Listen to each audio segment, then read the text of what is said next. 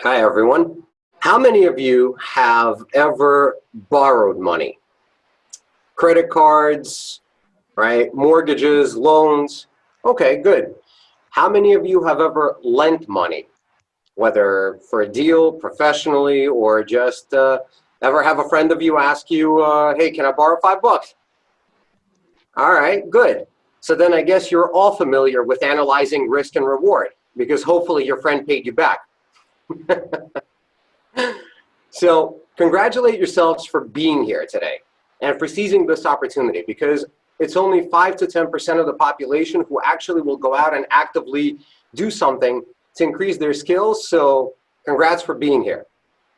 Now, what today you will learn about is a new technique. We'll talk about a new technique, a new perspective, which will immediately help you in your business and beyond. So we'll talk about analyzing a project when investing. We'll talk about analyzing a project when lending and some common mistakes to avoid. Show of hands if you guys want to hear more about this. Excellent. So I'm Mark, the lender Abramovich, and for almost 20 years, my job was actually to come up with new ideas the world has never seen. And that's not an exaggeration. I have actually 7 patents to my name for the work I did. And it is this perspective that I have been able to bring to the thousands of projects that I have analyzed by now. Now, initially, I started investing with vacation rental properties. And in fact, I still own multifamily buildings and actually a property management company with over 150 doors under management currently.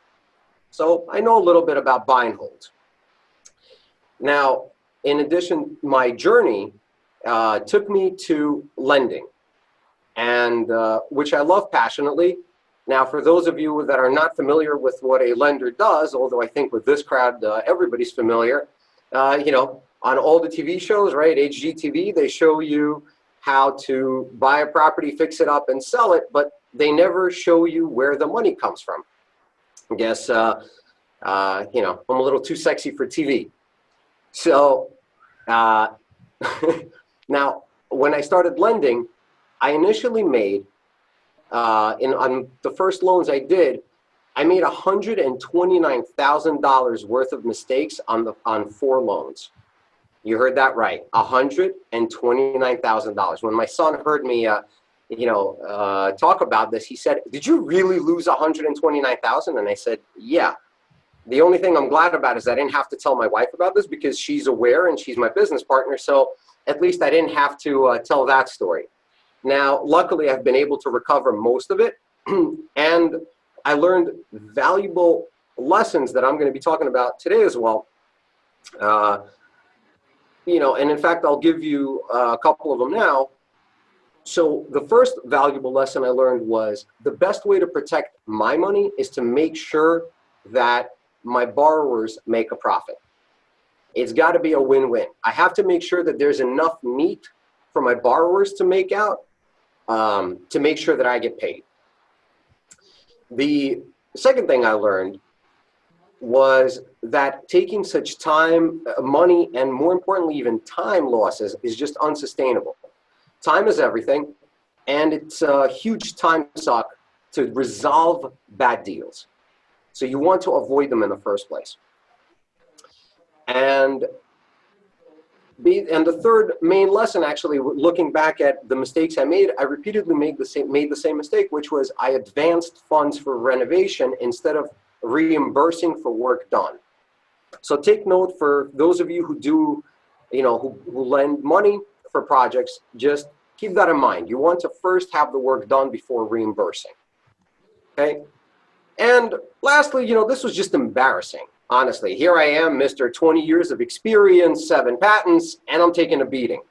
So I did what I do best, which was I immersed myself in analyzing the mistakes. I started learning and studying about lending, borrowing, best practices, whatever I could learn to make sure that I avoided continuing making such mistakes. And as a result, I developed tools and techniques which help us at Mears Group, as well as our clientele, achieve far better and safer results. So would you guys like to know what the technique is? What it is? What the main point is? Good. Project analysis. You make money, I'm sure you've heard this, you make money when you buy the property, and the best thing you can do is analyze the project correctly. That is the most vital thing, analyzing the process of the project. Now, the technique of it, and this is what we'll talk about a little bit more in depth, is how to do it, okay? And how to do it is to tell the story, fill in the specifics, and then do the math.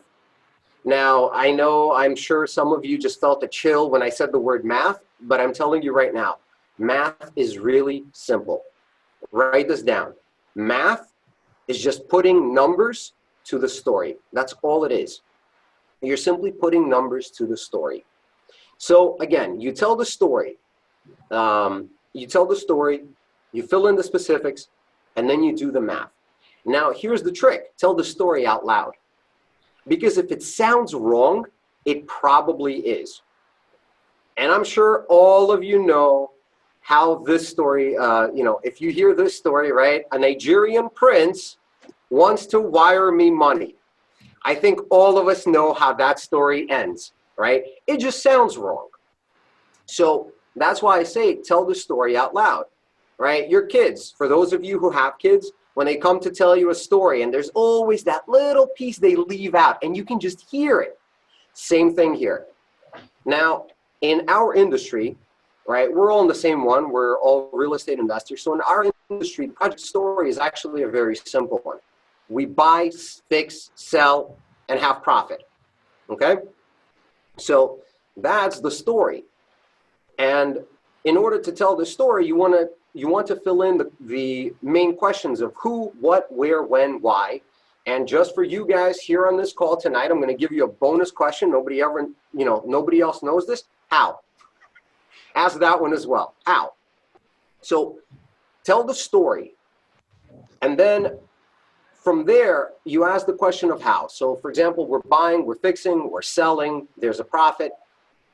In addition to that, you're going to have the questions of financing. Are you doing it with cash? Are you doing it with a loan or an equity partnership or a mix of those options? So just tell the story. Then you fill in the specifics. The specifics are all of the individual line items that have to do with your story, right? If you're in a hot state, for example, utilities. You've got electricity for the power tools. Well, are the workers going to be using a generator, or do you need to hook it up to the electrical company? If it's gas, well, if it's in the winter, are you going to be heating the place, or are you going to have them working in the cold? If it's summer and it's Arizona or Florida like this year, then it's 100+ degree weather. Are they using fans? Are you turning on the air conditioning? These are the specifics of the story. And what you want to do is you want to fill it in as much as you can. How long are you holding the property? Who's doing the renovations? Who are you hiring? Where are you getting the financing? And for the specifics of this, part of the story is how are you financing, right? Whether it's a cash, whether it's your own cash, whether it's a loan, whether it's an equity partnership or a mix of it, it just becomes another line item in the expenses, okay? So what you want to do for the specifics of the story, you want to flesh out all of the income, and then you want to list out all of the expenses, every single expense, everything you can think of. Are you going, if it's the summer and in a state where you need it, where grass grows high, you're going to need landscaping services. If it's a cold northern state and it's winter, you're probably going to need to shovel the property somehow, right? Shovel the sidewalk or the driveway, gain access that way. So you want to fill in all of these specifics.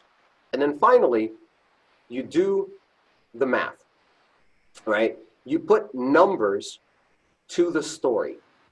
So every single expense you've listed out, everything you've put in as part of this story, you list out the numbers for it. And then you actually do the calculations, which is you subtract all of your expenses from your income to calculate the profit and the return on investment. Now remember, numbers don't lie. If the deal looks bad, it's a bad deal. No amount of massaging is going to help it. And when you're calculating the profit and return on investment, what you're looking for is enough profit to make it worth your while. There's no point in doing a project for $1,000, right? 6 months of work to gain $1,000 out of it. And when you're looking at the return on investment, you're not only looking for the return on investment on your money invested, you want to be looking for the return on investment of your time. Again, it has to make sense. It has to be enough meat for the time that you've spent working on this project. Now, a great question I get asked a lot of the time is, why would I want to borrow? Why would I want to borrow money from anybody? Why would I want to partner with anyone and give up any piece of my income? And the answer is very simple. It's to scale. It's to scale to larger projects or to scale to multiple projects. That's why you're borrowing. It's to scale, okay? So let's take a look at an example, for example, of the specifics, right? Telling the story, telling the specifics, and then doing the math. So the story, as I mentioned, in our industry is buy, fix, sell, profit. So part of the story is selling the property. Now the specific question is, are you going to sell it for sale by owner, yourself, or are you going to sell it through an agent? That's a specific. And let's say you say, okay, I'm going to sell it through an agent. That's the specific choice. Then the question is, how much commission are you paying that agent? And that commission, let's say it's 6%, that's your math. So you've just gone from the general common story to the specific, right? So we're selling a property through an agent, doing the math, we're paying 6% commission. And that's what you do for everything else. You list out, you tell the story, okay? You do all of your expenses, all of the specifics. You tell every specific you can think of. How long are you going to hold it? How much work you're going to do? Are you doing a cosmetic renovation or are you doing a full gut? Every single part of the story, and then you just put numbers to it. And when you're done and you calculate everything out, you subtract all of your expenses from your income, and you're going to get your profit and return on investment. Now, common mistakes that I see a lot of the time is, for example, holding time. People will either forget to calculate sales time. So, for example, it's going to take us 2 to 3 months to complete the project. Okay, well, but the holding time is not just completing the project. You still have to sell it. To get a mortgage is anywhere between, for residential mortgage, it takes anywhere between 30 to 45 days, 60 in some states. So you're still holding. You're still paying interest to the lender during that time, but people will miss that. Additionally, how long the holding time is, right? I had somebody reach out to me that said, well, we're doing about $90,000 worth of work. We're going to sell the property in 2 months. And I said, there's no way. It can't be 2 months. I said, you're not doing $80,000 to $90,000 worth of work in 2 months. And don't forget that you still have to sell the property. No. The contractor told me he's going to get it done. No. He's not doing $90,000 worth of work in a month or two. It's just not happening. So, for example, I tell people it's about $5,000 per week. That's how I calculate it. And then add about 2.5 to 3 months to sell the property. And that's your holding time. Cost of money. What a lot of the time I'll see happen is people will tell me, about they're analyzing deals, or somebody who does a second position loan, they will forget to calculate what they're getting paid. You have to calculate all of the cost of money. It's not just the first position, let's say hard money, but you have to calculate what is the second position costing you as well, right? Because that costs you something. And by the way, whether you're lending or whether you're borrowing in order to do a project, you have to do the calculation, what I call holistically. You have to look at the entire project, every expense, every number. And when you're doing a second position loan, if you're the gap lender, if you're investing together with somebody, if you're partnering, do the analysis yourself. Do not rely on other people's deal analysis. Do not rely on their numbers. Plug it in yourself. Look at what they're doing for purchase, for renovation, what their ARV is, and then based on that information, do your own calculation for how long it will take them and what you're expecting their profit and return on investment to be. Do it yourself. This is a business, okay? Now, I'm friends with a lot of people who are clients, but when it comes to the deals, it's always just business. It's always numbers. Why am I saying this? So now that we're talking about common mistakes, I'll hear somebody say that I lent money in second position and did not record a lien. Always do so, okay? Always record a lien.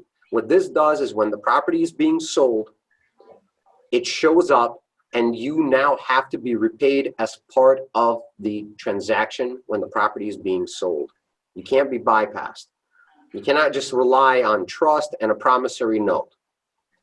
The lien is what gives you teeth.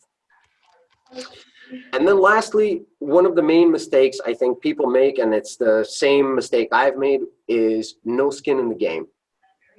Okay? Partnering with somebody and not having them put in enough money to tie them to the project, to give them an incentive to actually get it completed. Okay? Without investing something, the person, the borrower is essentially a project manager. They're not an investor because they didn't invest their own money. They've taken somebody else. So they're a project manager. Nothing is wrong with it, but there's nothing tying them to the project. If the going gets tough, they can just go. So you want whoever you're working with to have their own money invested in as well.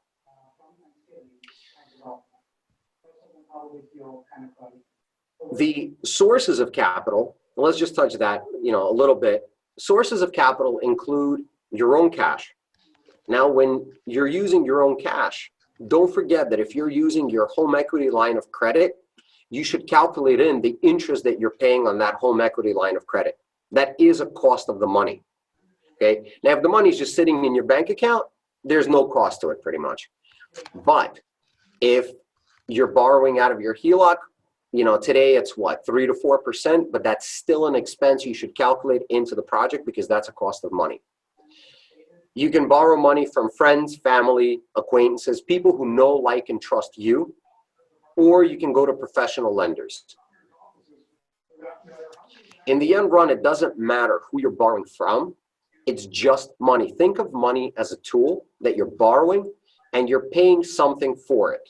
It's just terms and conditions, right? A friend of yours has a digger. You need it, an excavator. So you come over and you say, hey, can I borrow it? Your friend says, yeah, sure, no problem. I like you. I trust you. It's going to be a couple of bucks for the gas or the diesel. Go ahead and borrow it.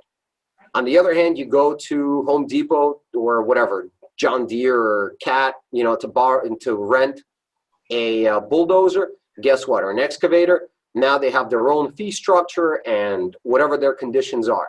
But in the end run, it's just a tool that you're borrowing. Okay? That's the same thing with money for deals. It doesn't matter who the source is. They just have their terms and conditions and cost of it. And you should calculate it into the deal.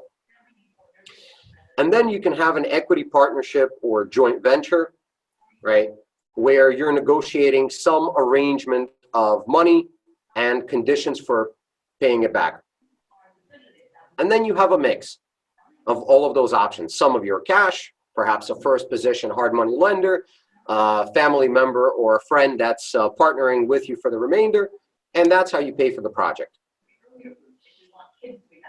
The analysis, nonetheless, is always the most vital thing because an ounce of prevention is worth a ton of regret. So tell the project story. Talk it out loud. How does it sound to you? Overlay your unique deal specifics, right? And then finally, do the math to make sure the deal is a good deal. Visit mearsgroupllc.com for more information.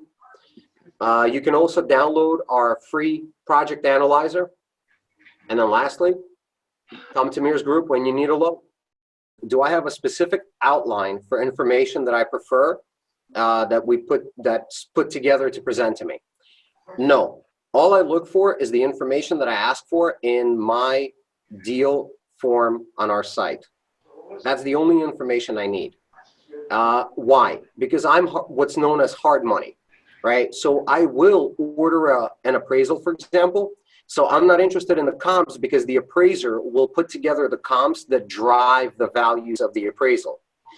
I also, the backstory is not as important to me as just the raw information of how much are you buying the property for? How much are you renovating it for? What will you sell it for? What's your experience? And when I say experience, I'm talking about strictly deals, whether it's flips done in the last 3 years or whether it's rentals owned, because for those of us that own rentals, we know it's like dog years. So, you know, how many rentals do you own or have you owned in the last 3 years? That's experience. And then credit score. So that's the only information I'm really looking for, as well as the property address. And no, I will not take the property address and then try to snake it out from under you. That's, my business would disappear overnight if I ever did that. But at the same time, without knowing the property address, neither can I look it up and see what the area is and whether we'll lend on it. So I've had people obscure addresses and I have to chase them down for it. So we need the address, we need the numbers of the purchase price, rehab, ARV, and then experience and credit score. So that's the information we collect. What I suggest to people is don't have a second position necessarily that's a lien, but instead partner with them, okay? So you do a joint venture or a partnership with them. Basically, you open up an LLC just for the project, and that LLC you're both members of, and that's the LLC that's going to actually borrow the loan. That's the LLC that's doing the project, and you and whoever the second position is both invest money into that LLC, okay? And then when you're done with the project, you can either dissolve that LLC or you can reuse it for another project if you like working with this person. First, let's talk about the benefit of the partnership, of that arrangement, and then we'll talk about another benefit. So number one benefit to this is if you find a partner, so let's say I have a deal that we did where 3 partners came together and formed one LLC. Why? One person had the deal and the experience. The second person had the credit score that they needed to use. The third person had the money. So the 3 of them came together, and the person with the credit score is the guarantor. The person with the experience, we use their experience so that it's better terms for the loan. And then the person with the money is the one who's financing the, you know, the down payment and whatever else is needed. So that's the arrangement. Now, there's a benefit additionally for being a partner instead of being a second position lender. Here's a simple example. At closing, we close on the property, no malice, but the person who's borrowing the money, who's the borrower, walks out of the closing and gets hit by a bus. They're dead. In this case, I, as the lender, now need to foreclose on this property. The borrower is gone. Let's say they don't have any kids, there's nobody else. The second position has no rights. They have no ability to do anything. Okay, they're along for the ride. Now, if this property was just purchased and this property is now being sold off, most likely it won't be sold for everything that was lent on it, or if it is, there's just enough to pay back the first position. Then the second position has no ability to do anything. But on the other hand, if they're a partner, even if they're a minority partner, they're not guaranteeing the loan, right? They're a minority partner in this LLC. As a minority, they still now have the right to continue with the project. They can take it over. Simple benefit. Okay? So, you know, that's just the benefit of being a partner versus a second lien.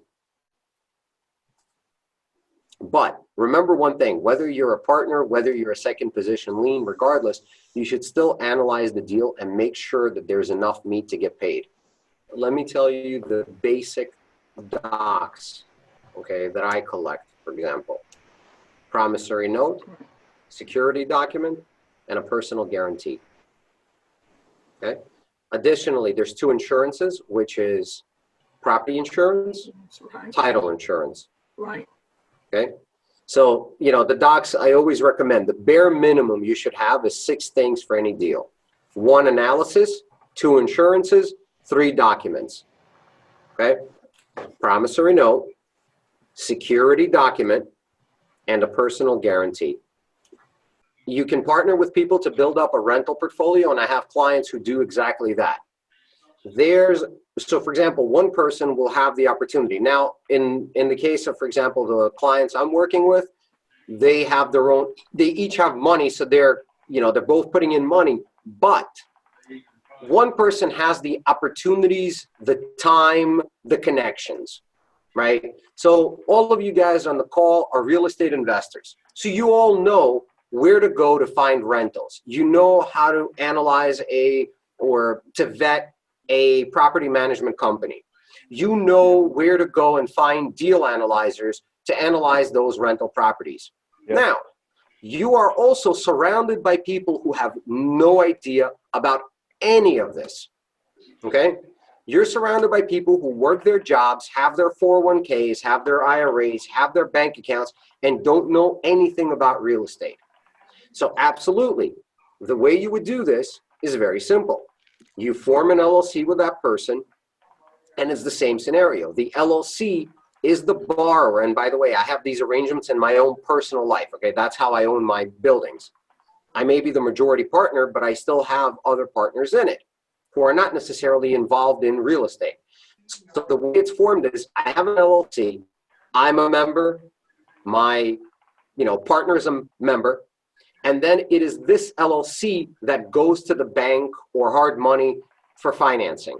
And by the way, why I mentioned hard money is because what people don't realize is hard money companies offer 30-year mortgages at comparable bank rates, with the difference being that we're a little more expensive, but we don't care about your income statements, we don't care about your taxes. A bank or a credit union, okay, will be your cheapest money, but it will be the heaviest underwriting. They will look at 3 years of taxes, they will look at your income, they will look at everything, okay? But it will be the cheapest. I do not knock it. By no means. If you can get a credit union to finance your rental, it's a great option. And by the way, credit unions will finance LLCs. Small regional banks. I'm not talking about the Wells Fargos and the Chases right now. I'm talking about the smaller local banks that will actually hold the note. Okay?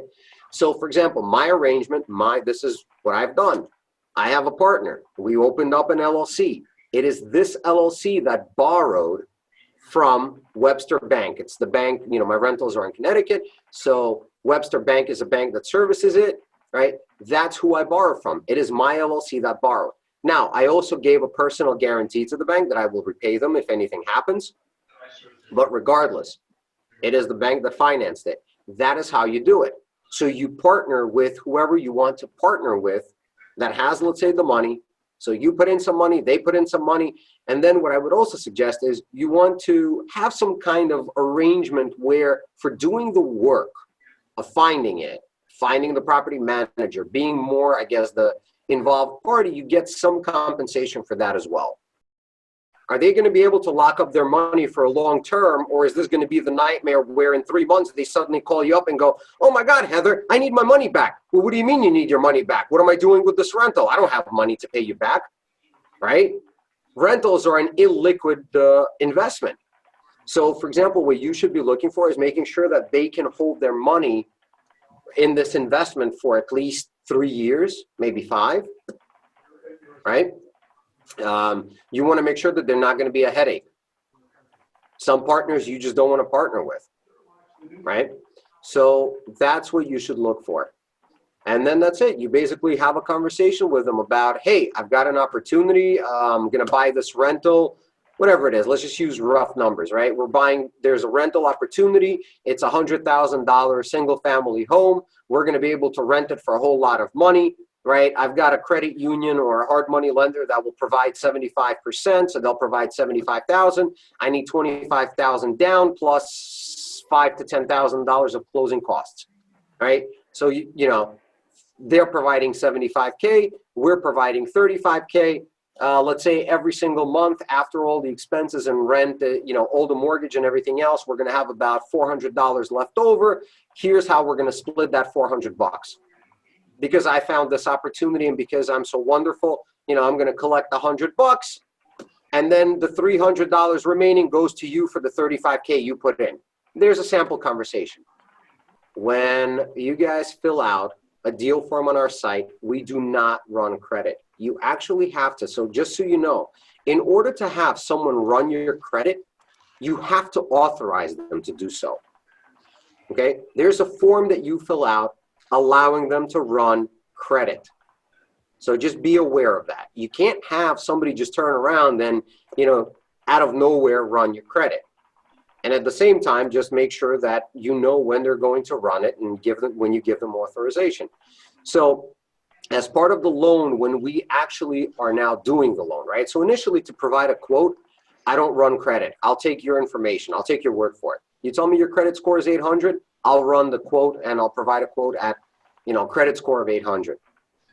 But then when you tell me, yes, Mark, I would like to borrow money, we'd like to go ahead with the deal, and I run credit and it turns out that your credit score is 650, then it's 650 and we'll deal with it then. Okay, and it will change the numbers. And, you know, I've had clients, by the way, find out unpleasant surprises. Oh, something, you know, that they didn't even realize affected their credit. Now they have to go back and correct it. And it's not anything that they knew about. It's not malicious. Again, it was just an unpleasant surprise. So then, okay, you have to figure out what do you do. Now, luckily, the scenario I'm talking about, it's a husband and wife team. And so, which is the same scenario as me and my wife. We don't care who's the majority. We don't care who's the owner, right? It's husband and wife. It's all one big pocket.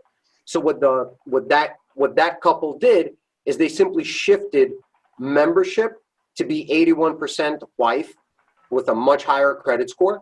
And the husband was 19% so that he didn't show up in our, basically, and, you know, his credit score didn't matter, okay? And that was it. That's how we did the loan at the better numbers. And that's, you know, when we found out about, you know, that there's an issue on the credit report. A credit report will be good for 90 days. So as, you know, as many deals as we're doing. And I would suggest when you have somebody run your credit, then keep that report so that you could provide it to somebody if they're asking you for your credit score, and also find out if they'll take somebody else's. Typically, so we don't usually take credit reports and we don't take appraisals from others because it's not secure, right? We all know that it's pretty easy to doctor files, images, but what you want to find out is who they run the credit report through, because if they use the same company, then they can probably access it through them, okay? Or same thing with appraisals. If they happen to use the same appraisal management company, then they may be able to just transfer the appraisal from one lender to another if you would like to use someone else. But I don't know.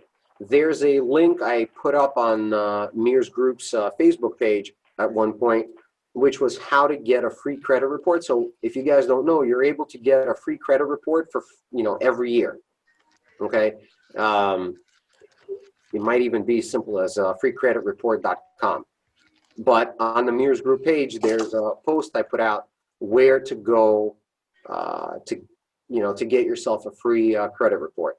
Definitely, we don't want to be doing a property where you're buying it for almost nothing and then you're just pumping in hundreds of thousands of dollars of renovation. Additionally, at the moment, we don't do new construction. I keep looking for a source to expand into it, but we just don't do new construction. And for that, I do recommend, by the way, so new construction, again, credit unions and local small banks. You want to talk to them about construction loans. I would suggest that whatever money you're putting in, money should earn money. So whatever money you guys are putting in, all of that money should accrue interest. That's the first thing, right? That way, whatever money was put in, you've already earned something on it, no matter what. And then the equity split, it's whatever you're, obviously the person that's doing the work should take the major portion, right? That's, they're doing the work. But I think also, everybody else for their participation gets to participate. So however you arrange it. Are there states I do not lend in? Yes. Alaska, Nevada at the moment, Vermont, North and South Dakota, Minnesota. For example, when somebody's quoting with me, right, so the deal form that I have people to fill out, it says, it has a box for experience. So you put in the experience of yourself and your partner. Then when we're actually doing our due diligence and we're doing the underwriting, there is an Excel spreadsheet that I provide to be filled out called Experience Portfolio. And it's a fancy word for an Excel spreadsheet that basically asks for the property's address, how much did you buy it for, how much did you fix it for, how much did you sell it for, when did you buy it, when did you sell it. And we'll actually look at the public records on this property, and if we can't find it, we'll ask you for the HUD, but essentially we look at it. So that's how we pull experience. Now, whether that experience is yours or your partner's, it doesn't matter, because by being in one LLC, now it's both of you in it, right? Your partner's in that LLC. So it's their experience. So they fill out that spreadsheet, and that's it. And that's how we get that experience count. Whoever is 20% or more, we're going to run their credit. So for example, as I mentioned, the scenario of husband and wife, the husband was 19% after we found out that there was an issue, and the wife was 81%. So the wife's credit score is what was used, and she's the guarantor on the loan. The husband still signs the loan to, as being a member of the LLC, the husband still signed to indicate that they're aware of a loan being made, by the way, right? So everybody will still sign, but the guarantor for the loan will be the one with the credit score. My rates are based on experience and credit score, predominantly on experience. Okay, so as experience goes up, rates go down. Okay, additionally, there's something called points. Points are a fee. 1 point is 1% of the loan amount. This is typically an upfront fee charged at closing. And so if you think about a loan, the points are the fee for the work being done now. Okay, so to analyze the deal, to collect all the documents, to do the underwriting, to draft up the legal documents, to take it through the process from beginning to end, right? There's people touching the deal, so they need to get paid. That's what the points are. The interest rate is what's being paid on the money while it's working. So typically with a beginner, we start at 11.99% interest and 2.5 points. And then from there, if I don't have to chase somebody, a repeat client will discount the points as well as the interest starts coming down as experience goes up. With draws, we charge $200 per draw. And what that goes to pay is the inspector. So how do draws work? Work gets done. The investor, submits a draw request. Included with it will be a lien waiver, by the way, signed by everybody who needs to sign it. So the investor submits the draw request. We have our inspector. Now, we use a nationwide, like a company that has local inspectors that they'll subcontract out to. But basically, we send our inspector. The inspector comes out, inspects what's been completed, and then we reimburse for work done. We charge $200 for this, which goes to pay the inspector. Now, this actually opens up, this is a great question, and it opens up a slightly bigger can of worms here, but let's get into it. Appraisals, scopes of work, and draws. When doing an appraisal to calculate the value of the property, we request your renovation budget or scope of work. My recommendation is break it up as much as you can into line items of, material and labor, and have it easily understood what's done and not done. Okay? So, for example, you're renovating a bathroom. You're going to replace the vanity. You're going to replace the mirror. You're going to replace the toilet. You're going to replace the tile. You're going to replace the shower. Okay? Each one of those things has a cost to it. Put together, they're going to come out to be whatever it is, but they have their own individual line item, so that when my inspector comes out and he's looking at this bathroom, he can clearly see, okay, vanity got replaced, check. Toilet got replaced, check. Toilet got, tile got redone, check. Well, okay, these line items, right, all have a certain amount. The vanity was $400, the toilet's $100, right? The shower or whatever, the tile is another $600. Great. 400 plus 100 plus 600, great. $1,100 is reimbursed. Okay. So easily understood chunks, so that there's no question, because we'll do percentages. For example, painting a house, $4,000, or painting, laying flooring in 2 bedrooms, $4,000. But one bedroom is a little bit bigger than the other one. My inspector comes out and says, okay, you did the smaller bedroom, it's 40% done. And the investor's saying, no, it's one of the 2 bedrooms, it's 50% done, right? Because it's 1 out of 2 bedrooms. Well, no, it's 40% of the square footage, so we're reimbursing 40%. This entire debate would be skipped over or unnecessary if you're going to replace flooring in 2 bedrooms, replace the flooring in 2 bedrooms. We typically will charge interest on drawn funds only. So the renovation budget, whatever hasn't been used up, we're not charging interest on it. So just, as you guys figure out how to finance a renovation or what to do, consider that paying, you can always pay for renovations out of your pocket with a credit card.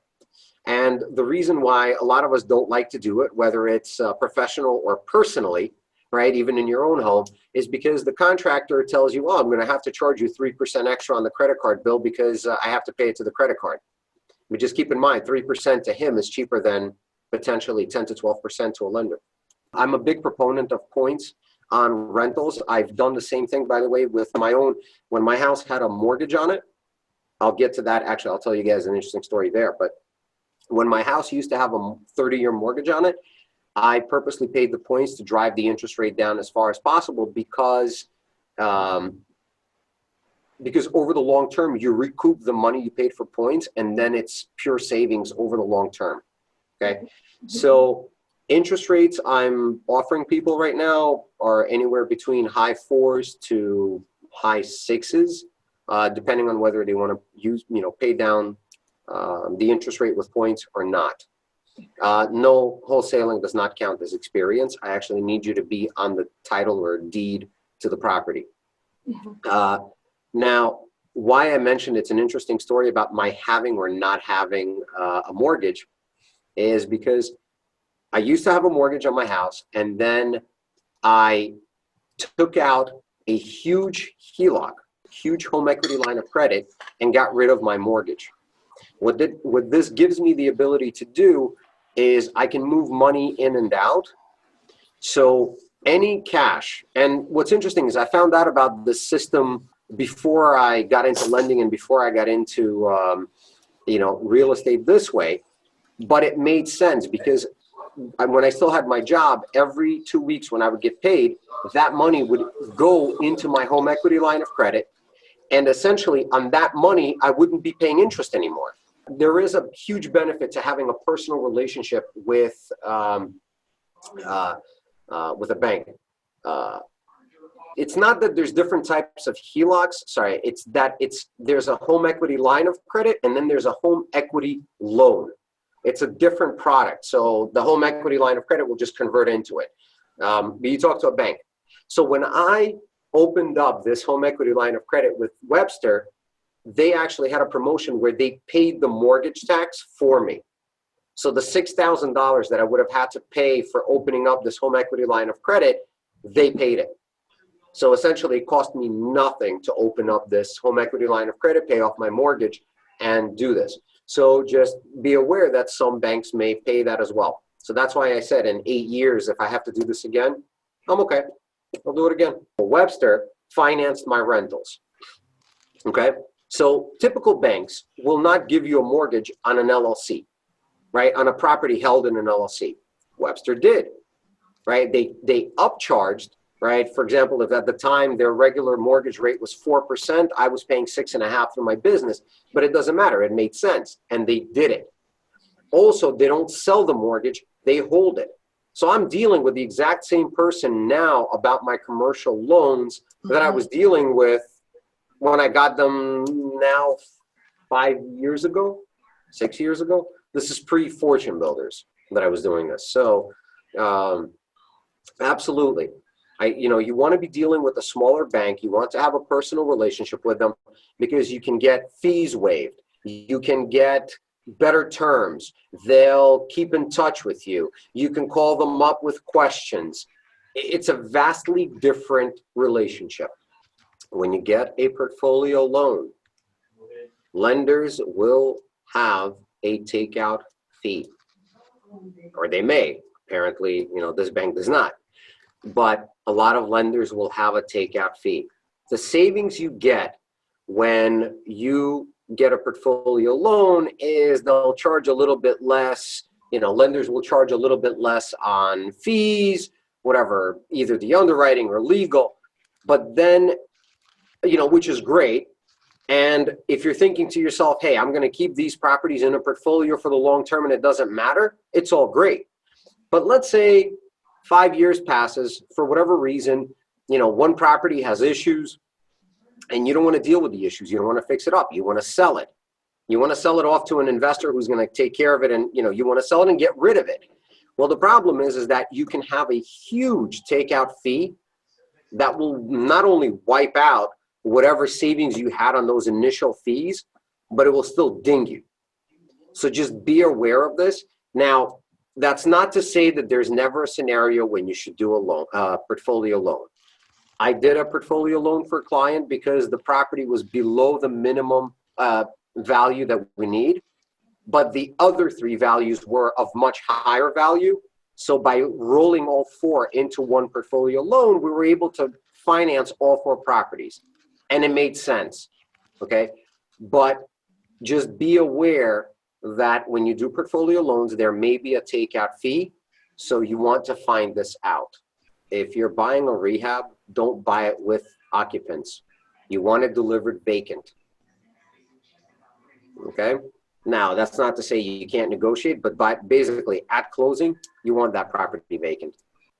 I had somebody call me up that wanted to borrow. They wanted to buy a property in New Jersey, I think Atlantic City, and beachfront property. They're going to buy it. They're going to renovate it, etc. And the place needed a lot of work, except it had a tenant in it. And the guy really didn't have any plans of moving out. And apparently the place also was kind of hazardous. That's why it needed a lot of work. And yet it had this tenant. So I said, okay, let me get this straight. You're going to buy this property with a tenant whom you can't necessarily kick out. And on top of it, they're living in a property that has a hazard, like hazards, right? It's got issues like broken stairs and, missing handrails. So I said, you're going to buy this property, have a tenant you can't kick out. And on top of it, there's a high chance of him getting hurt. This story is probably what I should have started with when I said, can you hear how there's an issue? So that's just to give you an example. And, so they, in the end run, they passed on the property because they didn't want to deal with the tenant. Pre-approval letter. I provide a letter of interest and the deal summary when somebody fills out the deal form. You fill out the deal form, we respond with a letter of interest, which is a quote to you. And at the same time, that is the pre-approval proof of funds that you can provide to the seller. And then the deal summary is a second page that we provide that shows you our projections for the deal. Okay, it's kind of a double check of your numbers. It's projections. If I'm projecting that it's going to take 8 months to do a project and you're sure that you're going to get it done in 6, good for you, right? The numbers will adjust to have even more interest for you. It's just my projections and our projections and, you know, the deal analyzer, but it's our projections and what we expect the deal numbers to be. For those of you who don't know, on Trulia, if you put in a property address, you can actually look at the crime map in that area. Useful tool. And also, if you're interested in finding out if a property is rural or not, there's the Consumer Finance Protection Bureau, the CFPB. You can check if a property is rural or underserved. It's not to say that it's always right, but what I do is I use this as a first check just to find out if it's something rural or not. Okay? So, and by the way, if you have a rural property, it's not the end all. At that point, you need to find the local lenders who deal with these properties, right? Because in that area, somebody's dealing with it. So this is where you have to find somebody local.